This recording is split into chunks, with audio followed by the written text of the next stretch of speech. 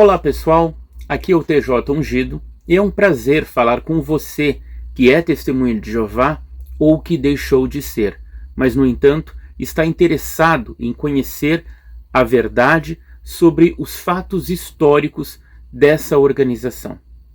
Nós sabemos que houve diversos artigos publicados na Sentinela especificamente que mudaram doutrinas e comportamentos na organização. Esses artigos são considerados históricos e são citados pela Torre de Vigia nas publicações atuais. Por exemplo, o artigo O Nascimento da Nação, de 1º de março de 1925, é costumeiramente citado, embora não o artigo todo, mas algumas pinceladas de frases. E outro artigo mencionado é a Organização de Jeová, na qual se aborda a mudança da doutrina de eleição de anciãos pelas congregações. E normalmente tais artigos são vistos como orientados por Jeová e fornecidos como alimento espiritual pelo escravo fiel e discreto. Mas o que não se conta é que às vezes um desses artigos pode ter sido uma sugestão de alguém sobre um assunto, e o artigo A Organização de Jeová é um exemplo deles. Uma pessoa chamada Charles Morrell, lá em 1932, escreveu uma carta para Joseph Rutherford, falando sobre a sua ideia de acabar com os anciãos que se opunham ao presidente da sociedade. Quem é Charles Morrell? O que ele escreveu? E o que diz o artigo A Organização de Jeová? Depois da vinheta, você já dá o seu like, se inscreva e compartilhe esse vídeo que eu te conto todos os detalhes sobre isso.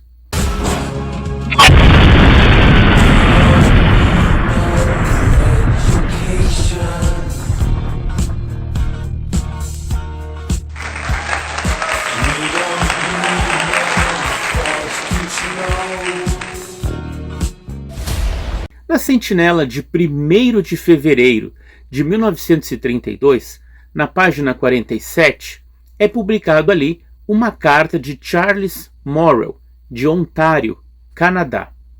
Essa carta se dirigia a Joseph Rutherford com uma sugestão para ele. Era costume naquele tempo, não apenas estudantes da Bíblia ou testemunhas de Jeová escreverem cartas para a Sociedade Torre de Vigia, mas também os leitores dessa revista, e elas eram publicadas na própria revista e mais tarde respondida. Mas quem é esse Charles Morrell? Bem, eu fui pesquisar e só encontrei o nome dele uma vez na biblioteca da Torre de Vigia.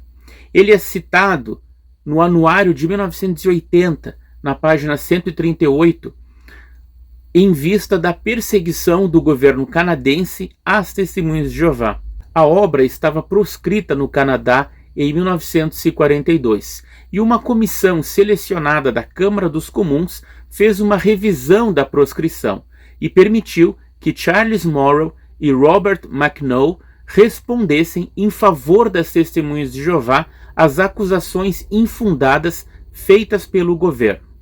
De acordo com o pesquisador James Penton, Charles Morrell ele era um estudante da Bíblia de longa data e secretário particular do presidente do Supremo Tribunal Canadense, Sir Lyman Duff.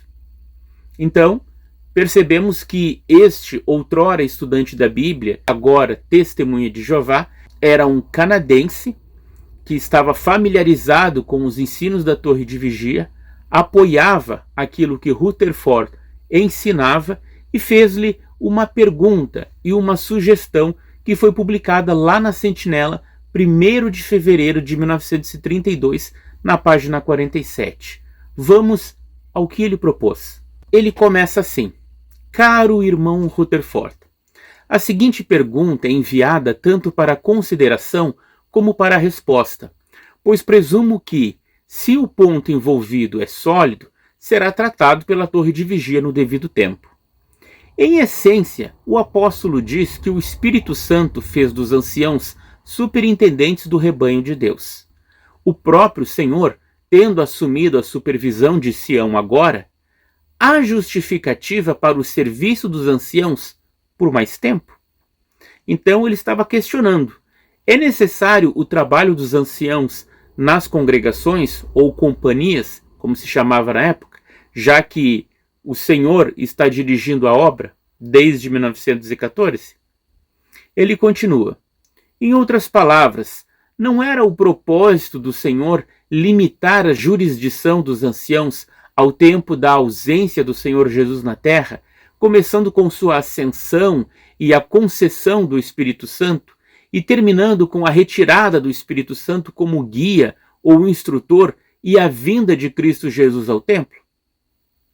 Uma evidência externa disso pode estar no fato de que tem havido espaço para críticas consideráveis dos anciãos nos últimos anos, particularmente desde 1922. Chamados para o serviço, muitos deles foram considerados um espinho na carne da sociedade, dos diretores, da organização de serviço e dos obreiros fiéis. A eleição deles, presumida como expressão da vontade do Senhor pelo Espírito Santo, frequentemente resultou em oposição à mente do Senhor, conforme manifesta por meio da sociedade. A retirada do Espírito Santo não implicaria o fim do governo da Igreja a partir das fileiras para cima, e a vinda do rei ao seu templo não implicaria o governo da Igreja a partir do trono para baixo? E se assim for, não temos uma organização dupla, governada do trono para baixo e das fileiras para cima? Respondido afirmativamente, não seria do interesse do reino e biblicamente correto dispensar completamente os anciãos e diáconos e substituir instrutores da mesma maneira como são designados os diretores? Com caloroso amor cristão, por sua graça, seu vosso irmão, Charles Morrell. Então a sugestão de Morrell era a seguinte: se, conforme Rutherford ensinava, Jesus veio ao templo espiritual em 1918 e com isso estava dirigindo a organização de Jeová na terra, o Espírito Santo não estava mais sendo utilizado. Era o próprio Jesus que dirigia as coisas. Portanto, para que continuar com os anciãos nas companhias, visto que muitos daqueles anciãos estavam se opondo às ideias de Rutherford? Não seria melhor acabar com todos eles? Essa pergunta foi colocada na Sentinela de fevereiro de 1932. E, coincidentemente, o artigo A Organização de Jeová, que saiu na revista 15 de agosto de 1932 e 1º de setembro, abordava justamente esse assunto. Vamos ao que Rutherford escreveu, então? Agora percebemos que a nova luz que o Rutherford recebeu nada mais foi do que uma sugestão de um irmão canadense que concordava com ele que aqueles anciãos estavam atrapalhando o caminho do juiz. Assim, Rutherford, com uma cajadada só, acabaria com 2 coelhos. O artigo A Organização de Jeová começa assim: Jeová é o Deus da ordem, e isso prova que ele tem uma organização. Jeová é supremo, o Altíssimo e ditador absoluto sobre sua organização. Daí, Rutherford passa a mencionar a hierarquia, né? Jeová, Jesus e depois os 144.000. Até agora, prosseguimos com a teoria de que o termo anciãos na igreja significa uma posição oficial para a qual os homens são eleitos ou nomeados. Portanto, para que alguém seja ancião, ele deve primeiro ser eleito para um cargo designado como ancião.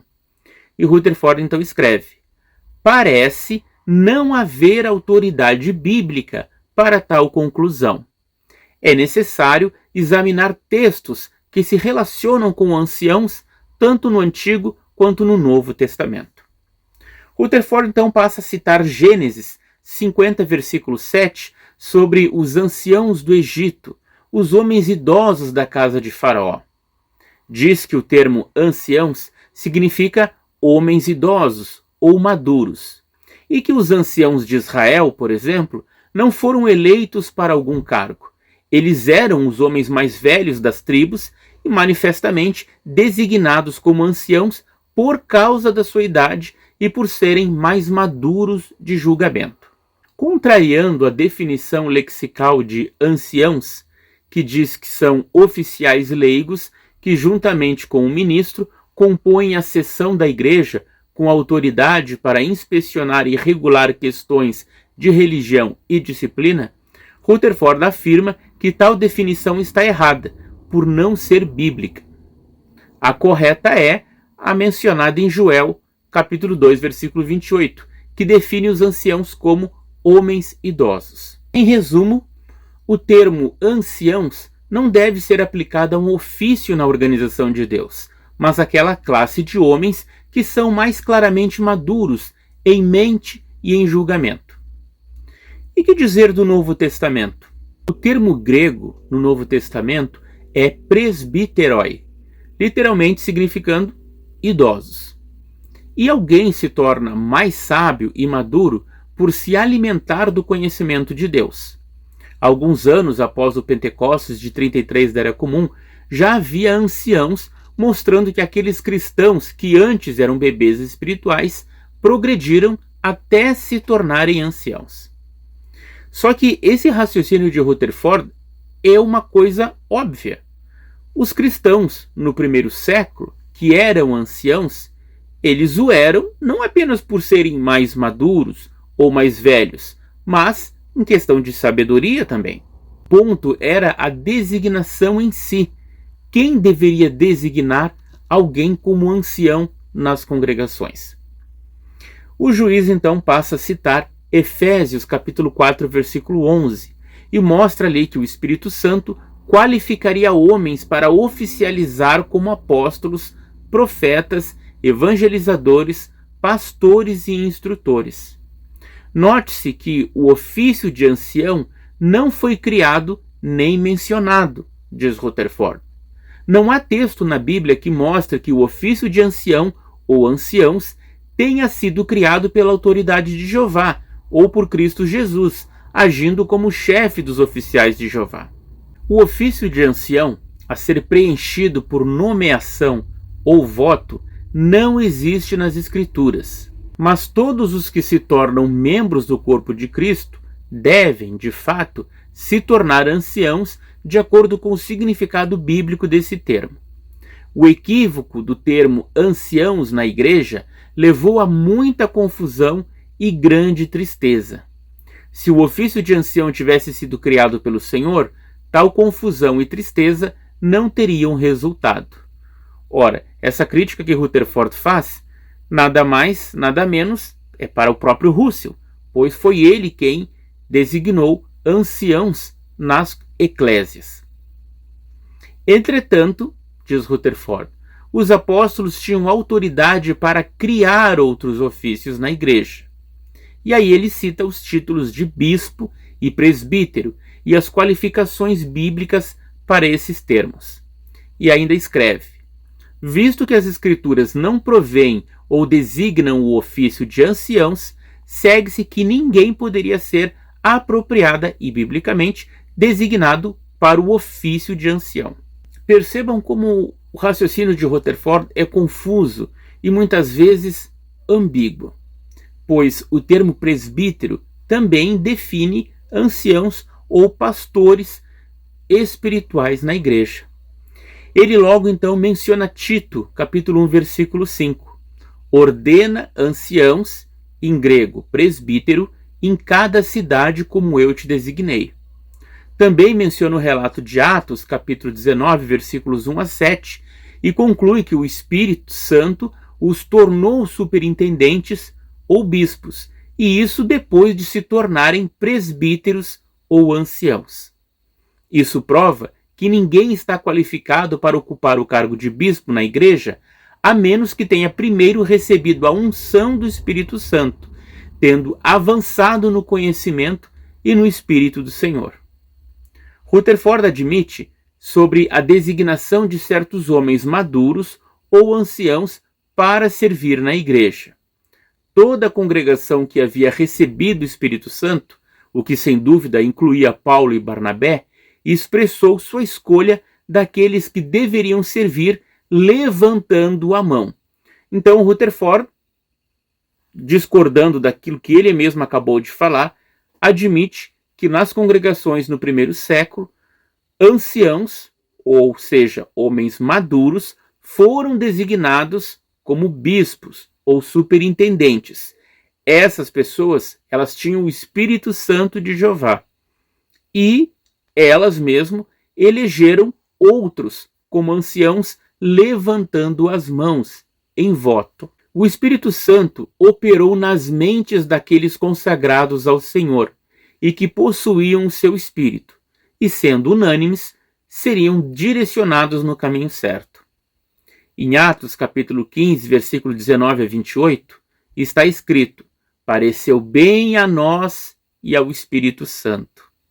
Então, ele faz uma distinção entre Espírito Santo e nós, porque o Espírito Santo ali representava o poder infalível, operando nas mentes daqueles que tinham o Espírito do Senhor. Daí, Rutherford passa a falar da apostasia na igreja primitiva e o longo período em que anciãos e bispos foram designados, mas não pelo Espírito Santo, e sim por egoísmo e ambição. O primeiro artigo da revista 15 de agosto de 1932 termina com as palavras: agora o Senhor Jesus veio ao templo de Deus e o ofício do Espírito Santo como advogado cessou. A igreja não está em estado de órfã, porque Cristo Jesus está com os seus. Percebam que o ensino oficial da Torre de Vigia, lá em 1932, era que o Espírito Santo não estava guiando a organização.